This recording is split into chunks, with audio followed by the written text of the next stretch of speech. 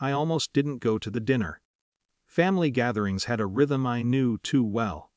The food was always good, the laughter loud, and somewhere in the middle of it all my career would become a polite source of confusion. No one in my family fully understood what I did. Over the years that confusion had quietly hardened into skepticism. Still, my sister had sounded excited on the phone. "You have to come," she said. "I want you to meet Liam." So I showed up late, carrying a bottle of wine, and the faint hope that maybe this time the evening would stay light. The dining room was already full. My uncle was halfway through a story, my parents were laughing at something, and my sister waved me over with a bright smile. "Elena's here." A few heads turned. My uncle raised his glass toward me. "Look who finally joined us." I slipped into the empty chair near the end of the table.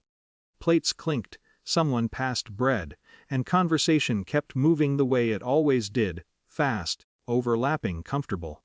For a while I was just another person at the table. Then my uncle asked the question. "So Elena," he said, cutting into his steak, "how's that thing you do going?"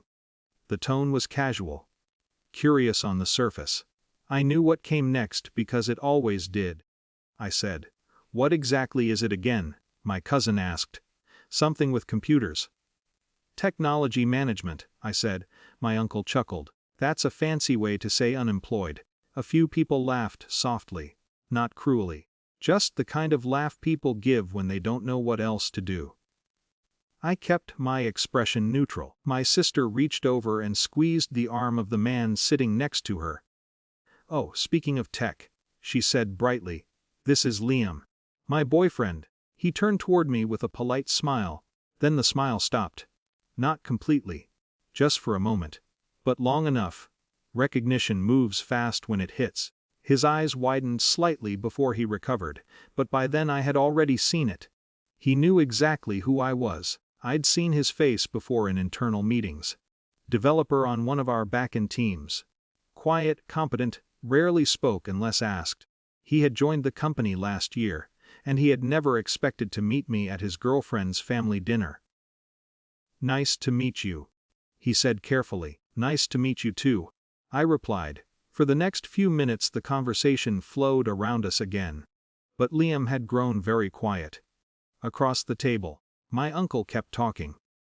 "Tech jobs are weird these days," he said. "Everyone says they're important, but nobody can explain what they actually do." He gestured vaguely toward me. "Take ELENA. We've been asking for 10 years. My sister laughed lightly. "She's always been mysterious." Liam shifted slightly in his chair. I noticed the way his hands stayed folded together now. My uncle leaned back and took another sip of wine. "Honestly, Elena," he said, "if you're going to tell people you're successful, at least pick something believable." A few smiles moved around the table. "Don't embarrass us." The words hung in the air longer than he probably intended. For a moment I considered letting it pass. That had always been my strategy. Quiet tolerance. Let the misunderstanding sit where it was. But tonight there was a new variable at the table. I turned slightly toward Liam. He looked like someone waiting for a storm. "Liam," I said gently. The entire table grew quieter without fully understanding why. "Yes." I picked up my phone and unlocked it. The screen glowed briefly in my hand. Not dramatically. Just casually. I held it loosely as I leaned a little closer toward him.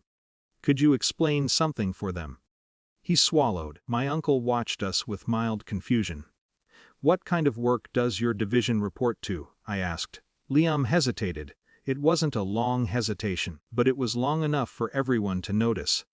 His voice came out quieter than before. "Product infrastructure. And who signs off on that division's budgets?" Now the room had gone still. Liam glanced around the table.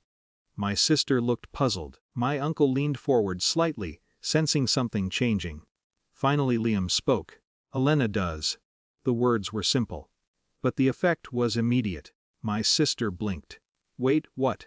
Liam sat up straighter, like someone realizing silence would only make things worse. "She's my director," he said carefully. "Technically several levels above, but yes." My uncle's expression shifted in slow stages, confusion first, then understanding, then something quieter. No one laughed now. I didn't explain further, there was nothing else to say. I simply set my phone back on the table and reached for my glass.